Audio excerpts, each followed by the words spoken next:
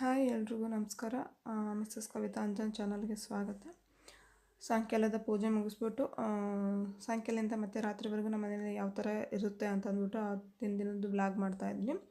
ನಮ್ಮ ಮಕ್ಕಳು ಸಾಯಂಕಾಲ ಟೈಮ್ ಏನಾದರೂ ಸ್ನ್ಯಾಕ್ಸ್ ಮಾಡಿಕೊಡು ಅಂತ ಕೇಳ್ತಾಯಿದ್ರು. ಹೊರಗಡೆಯಿಂದ ಬೇಕು ನಮಗೆ ಅಂತ ಕೇಳ್ತಾಯಿದ್ರು. ಹೊರಗಡೆಯಿಂದ ತಿನ್ನೋದು ಅಷ್ಟು ಹೆಲ್ದಿ ಒಳ್ಳೆಯದಲ್ಲ ಅಂದ್ಬಿಟ್ಟು ಮನೇಲಿ ಕ್ಯಾಬೇಜ್ ಇರೋದ್ರಿಂದ ಕ್ಯಾಬೇಜ್ ಮಂಚೂರಿ ಮಾಡಿಕೊಡ್ತೀನಿ ನಿಮ್ಗೆಲ್ಲರಿಗೂ ಅಂದ್ಬಿಟ್ಟು ಹೇಳ್ತಾಯಿದ್ದೆ. ಅದಕ್ಕೋಸ್ಕರ ಕ್ಯಾಬೇಜನ್ನೆಲ್ಲ ಚಿಕ್ಕ ಚಿಕ್ಕದಾಗಿ ಕಟ್ ಮಾಡಿ ಇಟ್ಕೊಂಡ್ಬಿಟ್ಟು ಪೂಜೆ ಎಲ್ಲ ಮಾಡಿಬಿಟ್ಟು ಈಗ ವ್ಲಾಗ್ ಸ್ಟಾರ್ಟ್ ಮಾಡ್ತಾಯಿದ್ದೀನಿ. ಮಾಡೋದು ತೋರಿಸೋಣ ಹಾಗೆ ಅಂತಂದ್ಬಿಟ್ಟು ಹಾಗೆ ಇಲ್ಲಿ ಕ್ಯಾಬೇಜೆಲ್ಲ ಕಟ್ ಮಾಡಿದ್ದೆಲ್ಲ ಒಂದು ಪಾತ್ರೆಗೆ ಹಾಕ್ಕೊಂಡ್ಬಿಟ್ಟು ಇಲ್ಲಿ ಎಣ್ಣೆನೂ ಬಿಸಿ ಮಾಡೋಕೆ ಇಟ್ಕೊಂಡಿದ್ದೀನಿ. ಈ ಕ್ಯಾಬೇಜ್ ಎಲ್ಲ ನಾವು ಕಲ್ಸ್ಕೊಳೋದ್ರೊಳಗೆ ಎಣ್ಣೆನೂ ಬಿಸಿ ಆಗಿಬಿಡುತ್ತೆ ಅಂದ್ಬಿಟ್ಟು ರೆಡಿ ಮಾಡ್ಕೊತಾ ಇದ್ದೆ. ಕ್ಯಾಬೇಜ್ ಮಂಚೂರಿ ರೆಸಿಪಿ ಎಲ್ಲರಿಗೂ ಗೊತ್ತಿರುತ್ತೆ ಅಂದ್ಬಿಟ್ಟು ನಾನು ಏನೂ ರೆಸಿಪಿನ ಶೂಟ್ ಮಾಡೋಕ್ಕೆ ಹೋಗಿಲ್ಲ. ಇಲ್ಲಿ ಅದಕ್ಕೆ ಬೇಕಾಗಿರ್ತಕ್ಕಂಥ ಉಪ್ಪು, ಖಾರ, ಅರಿಶಿನ ಮತ್ತು ಕಾರ್ನ್ಫ್ಲೋರ್, ಮೈದಾ ಮತ್ತು ಸ್ವಲ್ಪ ಅಕ್ಕಿ ಹಿಟ್ಟು ಹಾಕ್ಬಿಟ್ಟು ಮಿಕ್ಸ್ ಮಾಡ್ಕೊತಾ ಇದ್ದೀನಿ ಅಷ್ಟೇ. ನಾನಿಲ್ಲಿ ಇದನ್ನೆಲ್ಲ ಸ್ವಲ್ಪ ನೀರು ಹಾಕೊಂಡ್ಬಿಟ್ಟು ಒಂದೇ ಸರಿ ನೀರು ಹಾಕೊಳಕ್ಕೆ ಹೋಗ್ಬಿಟ್ಟು ಸ್ವಲ್ಪ ನೀರು ಹಾಕೊಂಡ್ಬಿಟ್ಟು ಚೆನ್ನಾಗಿ ಗಟ್ಟಿಯಾಗಿ ಕಲಿಸ್ಬಿಡಿ. ಜಾಸ್ತಿ ಹಿಟ್ಟು ಆಯ್ತು ಅಂದ್ರೂ ತಿನ್ನೋದಕ್ಕೆ ಚೆನ್ನಾಗಿರಲ್ಲ, ಬರೀ ಹಿಟ್ಟು ಸಿಕ್ಕಂಗಾಗುತ್ತೆ. ಹಾಗಂತ ಜಾಸ್ತಿ ಹಿಟ್ಟು ಹಾಕ್ಲಾರ್ದ ಏನೋ ಕ್ಯಾಬೇಜ್ ಇದ್ರೂ ಅದನ್ನು ಟೇಸ್ಟ್ ಚೆನ್ನಾಗಿರಲ್ಲ. ಕರೆಕ್ಟಾಗಿ ನೋಡಿಬಿಟ್ಟು ಅಳತೆ ಎಲ್ಲ ಹಾಕ್ಕೊಂಡು ಮಾಡಿದರೆ ಟೇಸ್ಟ್ ತುಂಬ ಚೆನ್ನಾಗಿರುತ್ತೆ. ಹಾಗೆ ಪಕ್ಕದಲ್ಲಿ ಎಣ್ಣೆನೂ ಕಾಯಕ್ಕಿದ್ದು ಅಂದ್ಬಿಟ್ಟು ನಾನು ಎಣ್ಣೆನೂ ಚೆನ್ನಾಗಿ ಬಿಸಿಯಾಗಿತ್ತು, ಅದಕ್ಕೋಸ್ಕರ ಎಲ್ಲ ಮಂಚೂರಿಯನ್ ಹಾಕ್ಬಿಟ್ಟು ಫ್ರೈ ಮಾಡ್ಕೊತಾ ಇದ್ದೀನಿ. ಅವರು ಮಕ್ಕಳು ಕೇಳಿದ್ದು ಮಧ್ಯಾಹ್ನನೂ ಕೇಳಿಲ್ಲ, ಒಂದೇ ಸರಿ ಸಾಯಂಕಾಲ ಕೇಳಿದರು. 4:30 ಆಗಿತ್ತು ಕೇಳಿದಾಗ. ಅದಕ್ಕೋಸ್ಕರ ನಾನು ಕ್ಯಾಬೇಜ್ ಎಲ್ಲ ಕಟ್ ಮಾಡಿಕೊಂಡು ರೆಡಿ ಮಾಡ್ಕೊಂಡು ಮಾಡೋದ್ರೊಳಗೆ ಟೈಮ್ ಆಗಿಬಿಟ್ಟಿತ್ತು. ಅದಕ್ಕೋಸ್ಕರ ಮತ್ತು ನೈಟ್ ಊಟಕ್ಕೂ ಲೇಟ್ ಆಗಿಬಿಡುತ್ತೆ. ಮಧ್ಯಾಹ್ನ ಎಲ್ಲ ಖಾಲಿಯಾಗಿತ್ತು ಊಟ ಎಲ್ಲ. ಅದಕ್ಕೋಸ್ಕರ ನೈಟ್ ಊಟನೂ ರೆಡಿ ಮಾಡ್ಕೊಳ್ಳೋಣ ಜೊತೆಗೆ ಅಂದ್ಬಿಟ್ಟು ಅದನ್ನು ರೆಡಿ ಮಾಡ್ಕೊತಾ ಇದ್ದೆ.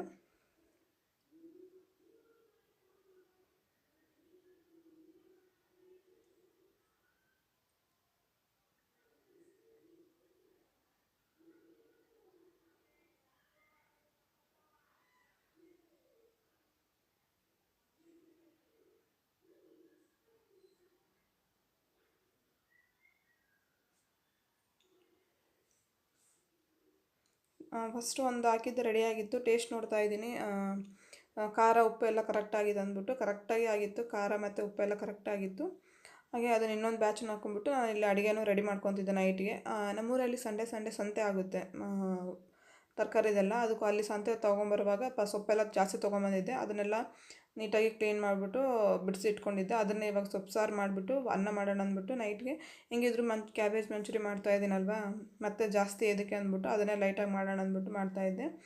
ಪಲ್ಯ ತುಂಬ ಮಣ್ಣಾಗಿತ್ತು, ಅದಕ್ಕೋಸ್ಕರ ಒಂದು 2 ಸಲ ತೊಳೆಯೋಣ ಅಂದ್ಬಿಟ್ಟು ಚೆನ್ನಾಗಿ ತೊಳೆದ್ಬಿಟ್ಟು ನೆನೆಸಿಟ್ಕೊತಾ ಇದ್ದೀನಿ. ತರಕಾರಿ ಎಲ್ಲನೂ 1 ಸಲ 2 ಸಲ ಚೆನ್ನಾಗಿ ತೊಳ್ಕೊಳ್ಳಿ, ಹಂಗಿದ್ರೇ ಚೆನ್ನಾಗಿ. ಇಲ್ಲಾಂದರೆ ಹಳ್ಳೇನು ಬಾಯಲ್ಲಿ ಸಿಗೋಲ್ಲ, ಒಂಥರ ನುಸಿ ಥರ ಅನಿಸ್ತಾ ಇರುತ್ತೆ ಬಾಯಲ್ಲಿ ತಿನ್ನುವಾಗ. ಅದಕ್ಕೋಸ್ಕರ 1-2 ಸಲ ಚೆನ್ನಾಗಿ ತೊಳ್ಕೊಂಡ್ರೆ ಕ್ಲೀನ್ ಆಗುತ್ತೆ. ನಾನು ಬೇಳೆ ಮಾಡೋದಕ್ಕೆ ಇಲ್ಲಿ ನಮ್ಮ ಕಡೆ ಎಲ್ಲ ಬೇಳೆ ಅಂತಾರೆ, ಅದು ಮಾಡೋದಕ್ಕೆ ನಾನು ಇಲ್ಲಿ ಕುಕ್ಕರ್ಗೆ ಬೇಳೆ, ಅರಿಶಿನ, ಉಪ್ಪು ಸಾಮಾನ್ಯವಾಗಿ ಎಲ್ಲರೂ ಹಾಕ್ಕೊತಾರಲ್ವ ಅದೇ ಥರನೇ ಮಾಡ್ಕೊತಾ ಇದ್ದೀನಿ. ನಾನೇನು ಸ್ಪೆಷಲಾಗೇನು ಮಾಡ್ತಾ ಇಲ್ಲ, ಅದಕ್ಕೋಸ್ಕರ ನಾನು ಜಾಸ್ತಿ ಏನು ಶೂಟ್ ಮಾಡ್ಕೊಳಕ್ಕೆ ಹೋಗಿಲ್ಲ.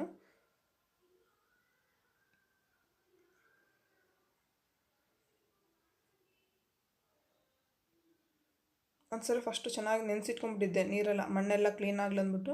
ಅದಕ್ಕೋಸ್ಕರ ಮತ್ತೆ ಇನ್ನೊಂದು ಸಲ ತೊಳೆಯೋಣ ಅಂದ್ಬಿಟ್ಟು ತೆಗೆದ್ಬಿಟ್ಟು ಮತ್ತೆ ತೊಳೆಯೋಕೆ ಹಾಕ್ಕೊತಿದ್ದೀನಿ. ಹಾಗೆ ಇಲ್ಲಿ ಸೈಡಲ್ಲೂ ಮಂಚೂರಿ ಮಾಡೋದಕ್ಕೆ ಇಟ್ಕೊಂಡಿದ್ದಲ್ವ, ಅದನ್ನು ಅಷ್ಟೇ ಚೆನ್ನಾಗಿ ಫ್ರೈ ಆಗಿತ್ತು. ಅದನ್ನು ತೆಗೆದ್ಬಿಟ್ಟು ಇದನ್ನು ಮಾಡಿಕೊಂಡು ಎಷ್ಟೊಂದು ಕೆಲಸ ಅಲ್ವಾ ಹೆಣ್ಮಕ್ಳಿಗೆ ಮಾಡೋದಕ್ಕೆ.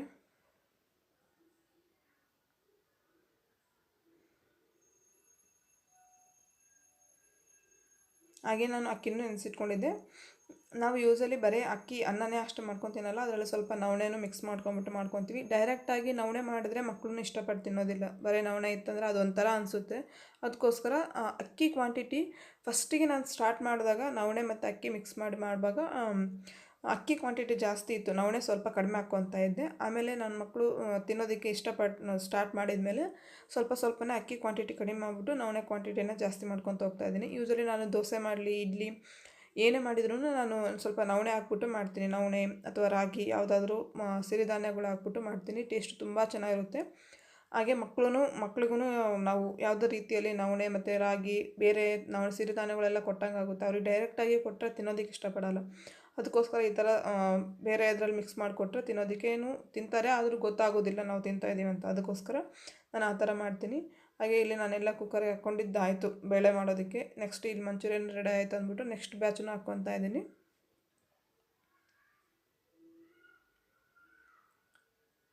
ನಾನು ಇದಿಷ್ಟು ಮಾಡಿ ಮುಗಿಸೋದ್ರೊಳಗೆ 1-1.5 ತಾಸು ತೊಗೊಂತು ಟೈಮ್ ನನಗೆ.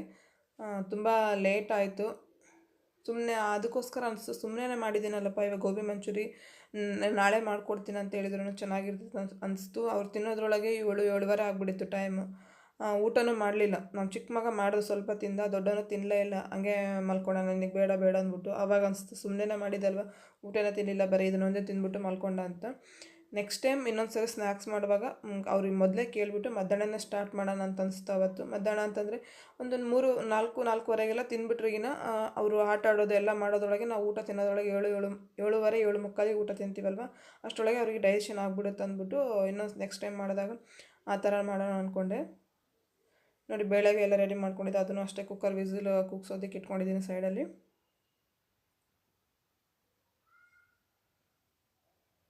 ನೋಡಿ ಇದಿಷ್ಟು ಆಗೋದ್ರೊಳಗೆ ನಾನು ಮಂಚೂರಿ ಮಾಡೋದೆಲ್ಲ ಅದು ಮಂಚೂರಿ ಗೋಬಿ ಕ್ಯಾಬೇಜ್ ಮಂಚೂರಿ ಎಲ್ಲನೂ ಆಗಿತ್ತು. ಇವು ಲಾಸ್ಟ್ ಬ್ಯಾಚ್ ಹಾಕಿದ್ದೆ ಫ್ರೈ ಮಾಡ್ಕೊಳೋದಕ್ಕೆ. ಹಾಗೆ ಇಲ್ಲಿ ನಾವು ಮಂಚೂರಿಗೆ ಬೇಕಾಗಿರ್ತಕ್ಕಂಥ ಎಲ್ಲನೂ ಬೆಳ್ಳುಳ್ಳಿ ಸ್ವಲ್ಪ ಇವಾಗ ರೇಟ್ ಜಾಸ್ತಿ ಆಗಿದೆ ಅಲ್ವಾ ಬೆಳ್ಳುಳ್ಳಿ ರೇಟು, ಅದಕ್ಕೋಸ್ಕರ ಒಂದು ಗಡ್ಡೆಯಲ್ಲಿ ಒಂದು ಸ್ವಲ್ಪ ಬೆಳೆಗೆ ಒಂದು ಸ್ವಲ್ಪ ಹಾಕೊಂಬಿಟ್ಟು ಮಂಚೂರಿಗೆ ಒಂದು ಸ್ವಲ್ಪ ಬೇಕಲ್ವ ಬೆಳ್ಳುಳ್ಳಿ ಅಂದ್ಬಿಟ್ಟು ಅದಕ್ಕೆ ಸ್ವಲ್ಪ 2 ಹಾಕ್ಕೊಂಡಿದ್ದೆ. ಹಾಗೆ ಇಲ್ಲಿ ಪಕ್ಕದಲ್ಲಿ ನಾನು ಬೇಳೆ ಏನು ಮಾಡೋಕ್ಕೆ ಇಟ್ಕೊಂಡಿದ್ದೆ ಅದನ್ನು ಅಷ್ಟೇ ರೆಡಿಯಾಗಿತ್ತು, ಅದನ್ನು ತಕ್ಕೊತಾ ಇದ್ದೀನಿ ಇವಾಗ. ನಾನಿವಾಗ ಅನ್ನ ಏನು ಮಾಡ್ಕೊತಾ ಇಲ್ಲ, ಇದು ತಿನ್ನೋದ್ರೊಳಗೆ ಮಂಚೂರಿಯನ್ ಎಲ್ಲ ಮಕ್ಕಳು ನಾವೆಲ್ಲ ತಿನ್ನೋದ್ರೊಳಗೆ ಅನ್ನ ಆಗ್ಬಿಡುತ್ತೆ ಅಂದ್ಬಿಟ್ಟು ಜಸ್ಟ್ ಬೇಳೆ ಅಷ್ಟೇ ಮಾಡಿ ಇಟ್ಕೊತಾ ಇದ್ದೀನಿ.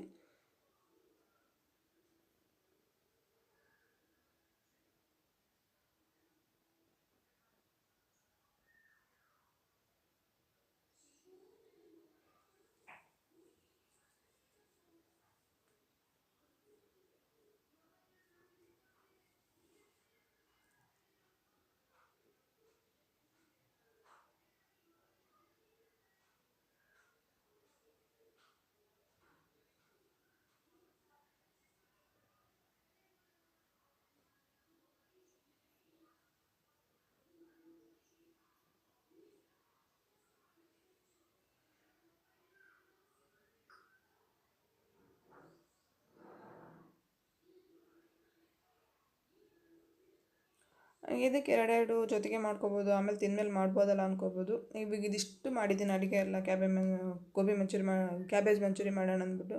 ಮತ್ತು ಆಮೇಲೆ ನಾನು ಅಡುಗೆ ಮಾಡಬೇಕು ಅಂತಂದರೆ ಬೇಜಾರಾಗುತ್ತೆ, ಮಾಡೋದಕ್ಕೆ ಇಷ್ಟಪಡಲ್ಲ. ಅದಕ್ಕೋಸ್ಕರ ಜೊತೆಗೆ ಹೆಂಗೋ ಗ್ಯಾಸ್ ಮುಂದೆ ನಿಂತ್ಕೊಂಡ್ಬಿಟ್ಟಿದ್ದೀನಿ ಒಲೆ ಮುಂದೆ ಮಾಡೋದಕ್ಕೆ.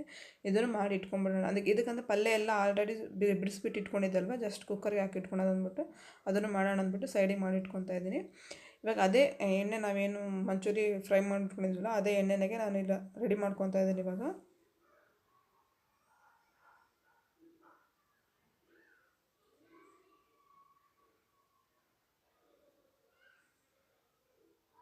ಎಣ್ಣೆನೂ ಚೆನ್ನಾಗಿ ಕಾದಿತ್ತು. ಫಸ್ಟಿಗೆ ಬೆಳ್ಳುಳ್ಳಿ, ಆಮೇಲೆ ಕಟ್ ಮಾಡಿರ್ತಕ್ಕಂಥ ಕ್ಯಾಪ್ಸಿಕಮ್ಮು ಎಲ್ಲನೂ ಹಾಕ್ಕೊಂಡು ಚೆನ್ನಾಗಿ ಫ್ರೈ ಮಾಡ್ಕೊತಾ ಇದ್ದೀನಿ. ನಾನು ಫಸ್ಟ್ ಟೈಮ್ ಈ ಥರ ಎಲ್ಲ ಬ್ಲಾಗ್ ಥರ ಮಾಡ್ತಾ ಇರೋದು. ನಿಮ್ಗೆ ಹೇಗೆ ಅನಿಸ್ತು ಅಂದ್ಬಿಟ್ಟು ನಿಮ್ಮ ಅಭಿಪ್ರಾಯನ ಕಮೆಂಟ್ ಮಾಡಿ ಹೇಳಿ. ಹಾಗೆ ಯಾರಾದರೂ ಚಾನಲ್ ಸಬ್ಸ್ಕ್ರೈಬ್ ಮಾಡ್ಕೊಳ್ಳಿಲ್ಲ ಅಂದರೆ ಚಾನಲ್ ಸಬ್ಸ್ಕ್ರೈಬ್ ಮಾಡ್ಕೊಂಡು ನೋಡ್ಕೊಳ್ಳಿ. ಇನ್ನೂ ಏನಾದರೂ ನಿಮಗೆ ಇನ್ಫಾರ್ಮೇಷನ್ ಬೇಕಂದ್ರೂ ಕಮೆಂಟ್ ಮಾಡಿ ಹೇಳಿ, ನಾನು ಅದ್ರ ಬಗ್ಗೆ ಇನ್ಫಾರ್ಮೇಷನ್ನು ಕೊಡ್ತೀನಿ. ಹಾಗೆ ನಿಮ್ಗೆ ಯಾವುದಾದ್ರೂ ರೆಸಿಪಿ ಬೇಕಂದ್ರೂ ಕಮೆಂಟ್ ಮಾಡಿ ಹೇಳಿ, ನಾನು ಆ ರೆಸಿಪಿನೂ ಮಾಡಿ ನಿಮಗೆ ರೆಸಿಪಿ ಮಾಡಿ ವಿಡಿಯೋ ಅಪ್ಲೋಡ್ ಮಾಡ್ತೀನಿ. ನಾನಿಲ್ಲಿ ಕ್ಯಾಬೇಜ್ ಮಂಚೂರಿ ಮಾಡ್ತಾಯಿದ್ದೀನಿ ಅಂತಂದ್ಬಿಟ್ಟು ಯಾವುದೇ ಸಾಸ್ ಏನು ಬಳಸ್ತಾ ಇಲ್ಲ. ಮನೆಯಲ್ಲಿ ಏನಿರುತ್ತೆ ಇಂಗ್ರೀಡಿಯೆಂಟ್ಸ್ ಅದನ್ನು ಹಾಕ್ಬಿಟ್ಟು ನಾನು ಮಾಡೋದು. ಯಾವಾಗಲೂ ಇವಾಗ ಒಂದು 3-4 ಸರಿ ಮಾಡಿದ್ದೀನಿ ಅಂದ್ಕೊಂಡಿದ್ದೀನಿ ಮನೆಯಲ್ಲಿ. ಅವಾಗ ಯಾವಾಗಲೂ ಮಾಡಿದ್ದು ನಾನು ಯಾವುದೇ ಸಾಸ್ನ ನಾನು ಮನೆಗೆ ತಂದುಬಿಟ್ಟು ಮಾಡಿಲ್ಲ. ನಾನು ಸಾಸ್ ಬದಲು ನಾನಿಲ್ಲಿ ಟೊಮೊಟೊ ಪ್ಯೂರಿನ ಮಾಡ್ಕೊತೀನಿ. 1-2 ಹಣ್ಣಾಗಿರ್ತಕ್ಕಂಥ ಟೊಮೊಟೊ ತೊಗೊಂಬಿಟ್ಟು ಅದನ್ನು ಪ್ಯೂರಿ ಮಾಡಿಬಿಟ್ಟು ಹಾಕ್ಕೊತೀನಿ. ಅವಾಗ ಒಂಥರ ಗ್ರೇವಿ ಥರ ಅನ್ಸ್ಕೊಂಬಿಟ್ಟು ಮಂಚೂರಿಯನ್ ಆಗುತ್ತೆ, ಟೇಸ್ಟ್ ಚೆನ್ನಾಗಿರುತ್ತೆ. ಅದನ್ನು ಅಷ್ಟೇ. ನೀವೇನಾದರೂ ಇದ್ರ ಫುಲ್ ವೀಡಿಯೋ ರೆಸಿಪಿ ಬೇಕಂದರೆ ಕಮೆಂಟ್ ಮಾಡಿ ಹೇಳಿ, ನಾನು ಆ ರೆಸಿಪಿನೂ ಅಪ್ಲೋಡ್ ಮಾಡ್ತೀನಿ. ಇದೆಲ್ಲ ಚೆನ್ನಾಗಿ ಫ್ರೈ ಆಗಿದೆ. ಇವಾಗ ನಾವು ಹಸಿ ಟೊಮೊಟೊ ಹಾಕ್ಕೊಂಡಿದ್ದೀವಲ್ಲ ಅದು ಹಸಿ ಸ್ಮೆಲ್ ಹೋಗೋರು ಚೆನ್ನಾಗಿ ಫ್ರೈ ಮಾಡ್ಕೊಳ್ಳಿ. ಅಷ್ಟರೊಳಗೆ ನಾನಿಲ್ಲಿ ಒಂದು 2 ಟೇಬಲ್ ಸ್ಪೂನ್ ಆಗೋಷ್ಟು ಕಾರ್ನ್ಫ್ಲೋರ್ಗೆ ಸ್ವಲ್ಪ ನೀರು ಹಾಕ್ಕೊಂಬಿಟ್ಟು ಮಿಕ್ಸ್ ಮಾಡಿ ಇಟ್ಕೊಂಡಿದ್ದೀನಿ. ಇದನ್ನು ಅಷ್ಟು ಇವಾಗ ಟೊಮೊಟೊ ಪ್ಯೂರಿ ಎಲ್ಲ ಚೆನ್ನಾಗಿ ಫ್ರೈ ಆಗಿಬಿಟ್ಟು ಮೇಲ್ಗಡೆ ಎಣ್ಣೆ ಬಿಟ್ಕೋಬೇಕು, ಅಲ್ಲಿವರೆಗೂ ಚೆನ್ನಾಗಿ ಫ್ರೈ ಮಾಡ್ಕೊಳ್ಳಿ.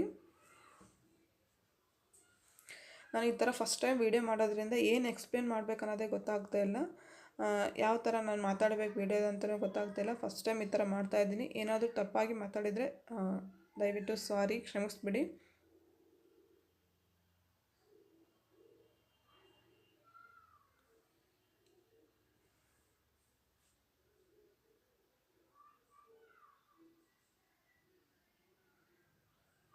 ಅದೆಲ್ಲ ಚೆನ್ನಾಗಿ ಫ್ರೈ ಆಗಿದ್ದಾದಮೇಲೆ ನೋಡಿ ನಾನಿಲ್ಲಿ ಮಾಡ್ತಾಯಿದ್ದೀನಿ. ನನ್ನ ಮಗ ಬಂದ್ಬಿಟ್ಟು ಟ್ರೈಪಾಡ್ ಇರುತ್ತಲ್ವ ಅದನ್ನು ಅಲುಗಾಡಿಸ್ತಾ ಇದ್ದಾನೆ. ನಾನು ನೋಡ್ತೀನಿ ಹೇಗೆ ಮಾಡಿದ್ದೀವಿ ಅಂತಂದ್ಬಿಟ್ಟು ಅವನಿಗೆ ಹೇಳ್ಬಿಟ್ಟು ಕಳಿಸ್ದೆ. ಆಯ್ತು ಇನ್ನು ತೊಗೊಂಬರ್ತೀನಿ, ಪ್ಲೇಟಲ್ಲಿ ಹಾಕ್ಕೊಂಬರ್ತೀನಿ, ನೀನು ಹೋಗಿ ಹೊರಗಡೆ ಅಂದ್ಬಿಟ್ಟು. ನೋಡಿ ಮಂಚೂರಿಯನ್ ಬಾಲ್ಸ್ ರೆಡಿ ಆಯಿತು, ಗೋಬಿ ಮಂಚೂರಿ.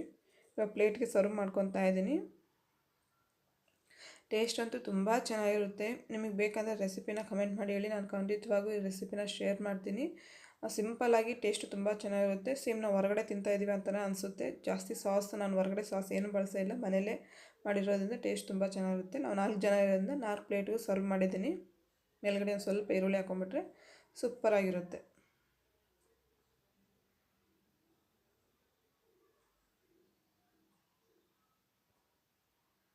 ನೋಡಿ ನನ್ನ ಮಕ್ಕಳು ತಿಂತಾಯಿದ್ದಾರೆ, ಹೆಂಗೆ ಹೇಳ್ತಾಯಿದ್ದಾರೆ ಚೆನ್ನಾಗಿದೆ ಚೆನ್ನಾಗಿದೆ ಚೆನ್ನಾಗಿದೆ ಅಂದ್ಬಿಟ್ಟು.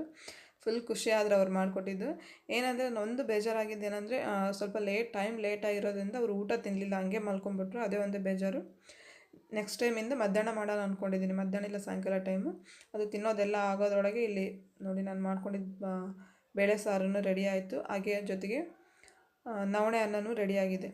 ನಿಮಗೇನಾದರೂ ಈ ವಿಡಿಯೋ ಇಷ್ಟ ಆಯ್ತಂದರೆ ಪ್ಲೀಸ್ ವಿಡಿಯೋನ ಲೈಕ್ ಮಾಡಿ. ಹಾಗೆ ನಿಮ್ಮ ವಿಡಿಯೋ ಇಷ್ಟ ಆಯ್ತಂದರೆ ಲೈಕ್ ಮಾಡಿ, ಸಬ್ಸ್ಕ್ರೈಬ್ ಮಾಡ್ಕೊಂಡು ನೋಡಿ. ಮತ್ತು ಈ ಥರ ಮುಂದಿನ ವಿಡಿಯೋದೊಂದಿಗೆ ಸಿಗ್ತೀನಿ ಫ್ರೆಂಡ್ಸ್. ಅಲ್ಲಿವರೆಗೂ ನಮಸ್ಕಾರ.